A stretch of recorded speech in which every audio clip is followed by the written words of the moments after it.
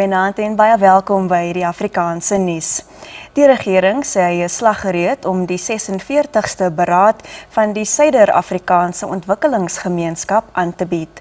Verskeie staatshoofde het reeds in Durban aangekom waar hulle van môre af kwessies in die streek onder die loep sal neem wat wissel van integrasie en infrastruktuur tot vrede en sekuriteit.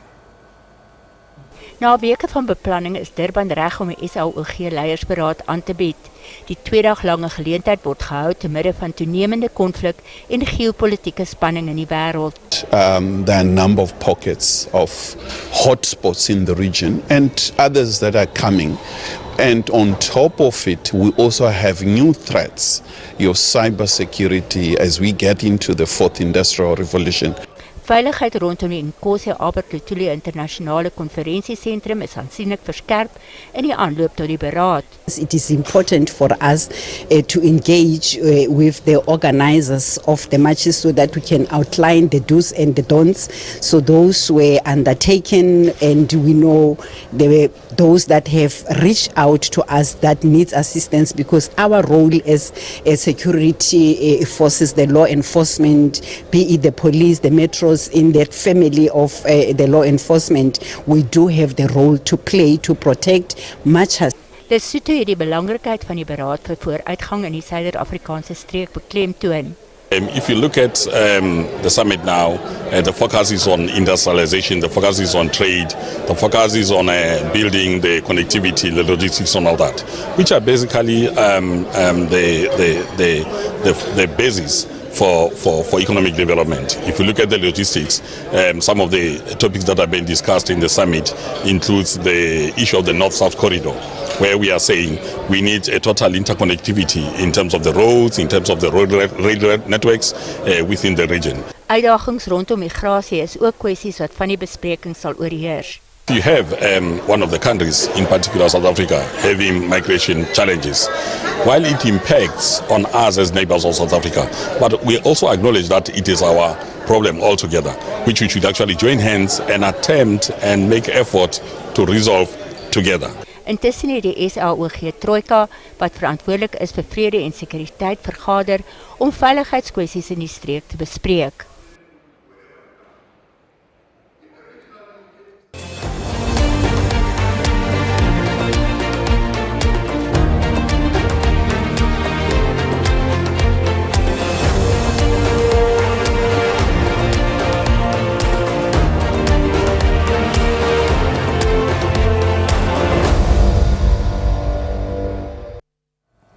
Die SA Kommunistiese Party het sy 105de herdenking gebruik om sy veldtog vir die plaaslike verkiesing bekend te stel.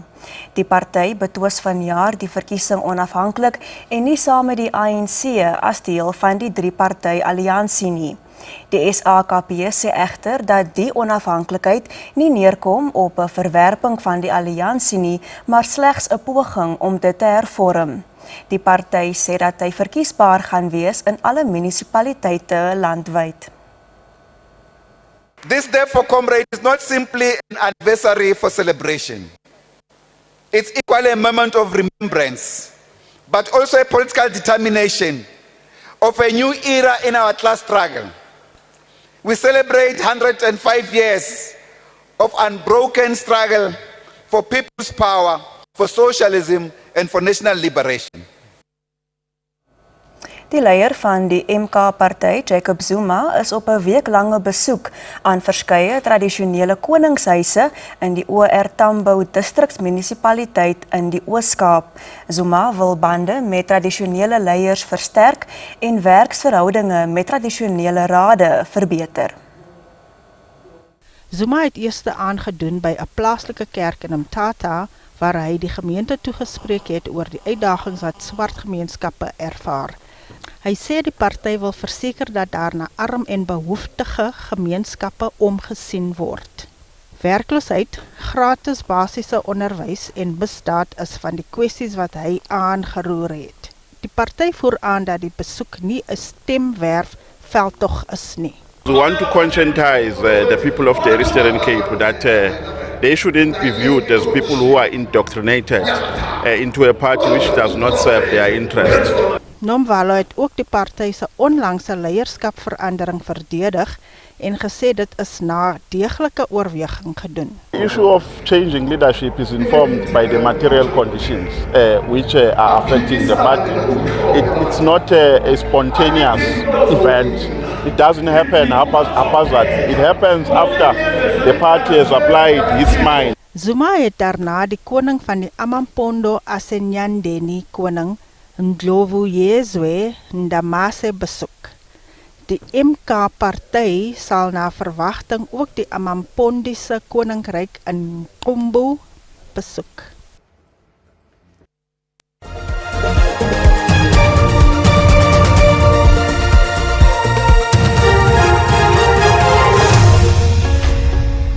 Minstens 53 mense is dood en sowat 5000 ontruim na gister se aardbewing van 7,7 in Oos-Indonesië. Die aardbewing is deur sowat 341 naskokke gevolg. Die regering van Oos-Nusa Tenggara oorweeg dit om 'n noodtoestand vir die provinsie af te kondig wat owerhede in staat sal stel om hulpbronne en befondsing te mobiliseer. Indonesië lê oor die Stille Oseaan ring van 4, 'n seismies aktiewe sone waar tektoniese plate mekaar ontmoet wat gereelde aardbewings en vulkaniese uitbarstings veroorsaak. Die grootste veldbrand ooit in België het die landskap van die natuurreservaat Haifens in die ooste van die land naby die grens met Duitsland verskroeid agtergelaat. Die brand het sowat 3000 hektaar veld vernietig. Dit is meer as 2 keer so groot soos 'n brand in 2011 wat voorheen as die land se ergste op rekord beskou is. Die Haifens, normaalweg 'n vogtige gebied vol vlei lande en waterlope, is 'n tuiste vir talle skoenlapper en voëlspesies insluitend die beskermde swarthoender. Plaaslike owerhede sê die verdedigingslinie wat ontruimde dorpies teen die brand beskerm is steeds in plek, maar inwoners is gevra om nog nie na hulle huise terug te keer nie. En altesaam 12 mense is dood en 10 beseer nadat 'n Poolse bus op 'n snelweg in Oos-Hongarye omgeslaan het. Die bus het omgeslaan en in 'n sloot beland naby die dorp Mezokerestes in Oos-Hongarye. Die bus was op pad na die stad Nyíregyháza toe die ongeluk plaasgevind het. Daar was altesaam 57 passasiers en 2 bestuurders op die bus. Volgens die polisie dui voorlopige inligting daarop dat die bestuurder waarskynlik aan die slaap geraak het, waarna die bus van die pad afgewyk het. Ons gaan net hierna voort met nog nuus in Afrikaans, bly ingeskakel.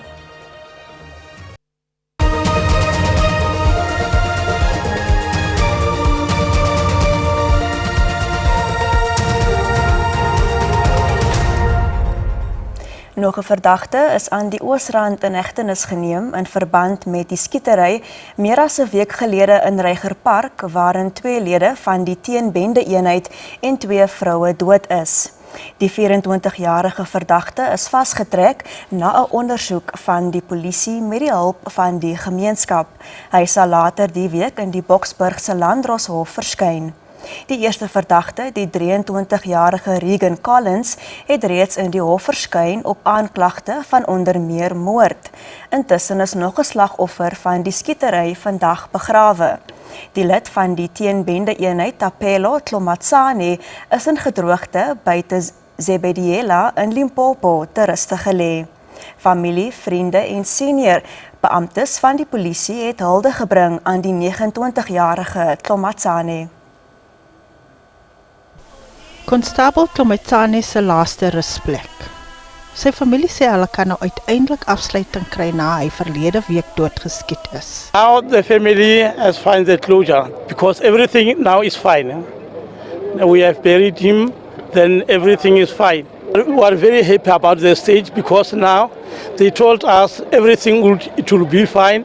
Hy is beskryf as 'n stil en beskeie mens wat groot respek vir ander gehad het. Sy bure sê die hele gemeenskap was uiters trots op hom. Thapelo He grew up before our eyes as a well-disciplined, clean and shy young man.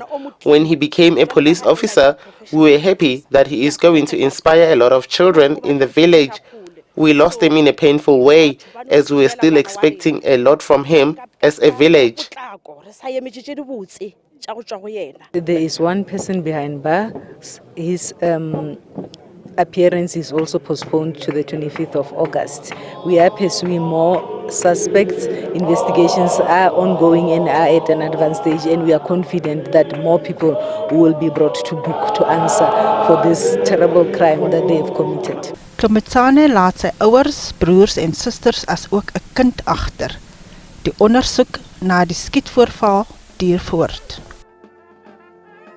Die polisie in Gauteng soek na 'n onbekende aantal verdagtes na 'n skietvoorval gisteraand in Newclay langs Westbury in Johannesburg waarin 3 mense dood en 2 ander gewond is. Die omstandighede rondom die voorval word nog ondersoek, maar daar word vermoed dat dit met bendegeweld verband hou.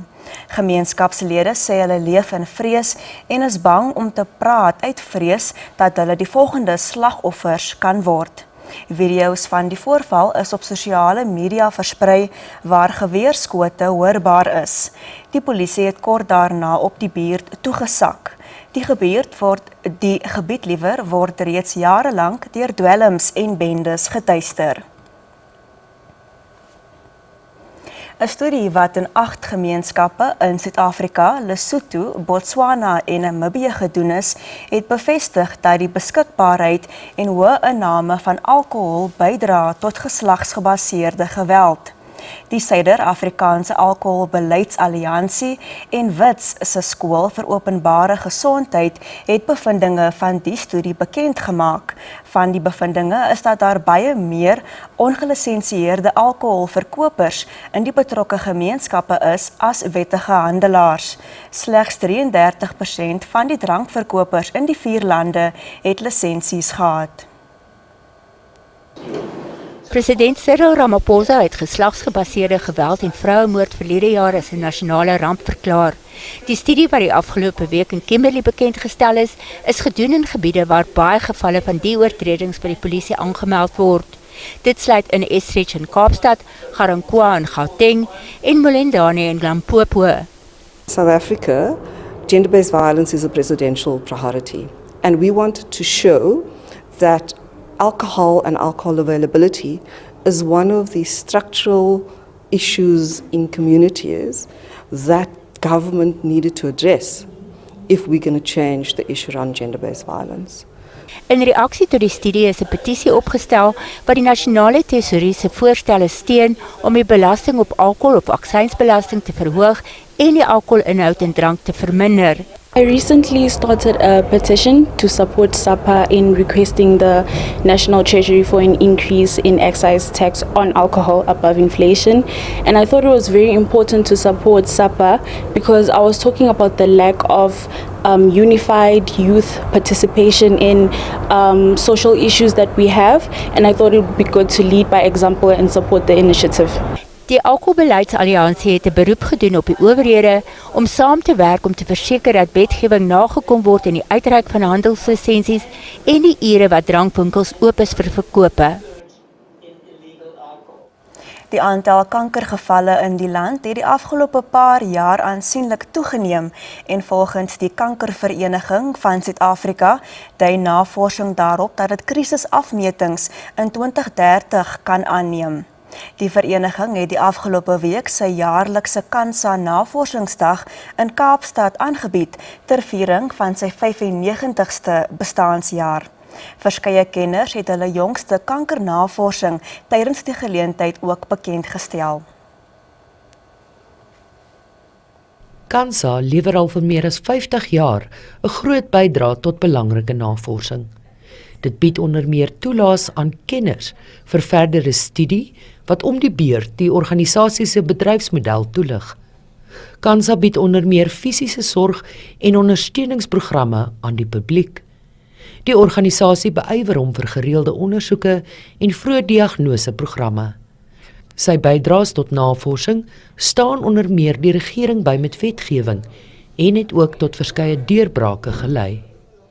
Elke baba in Suid-Afrika kry vandag 'n lewer vaksine wat lewerkanker kan voorkom.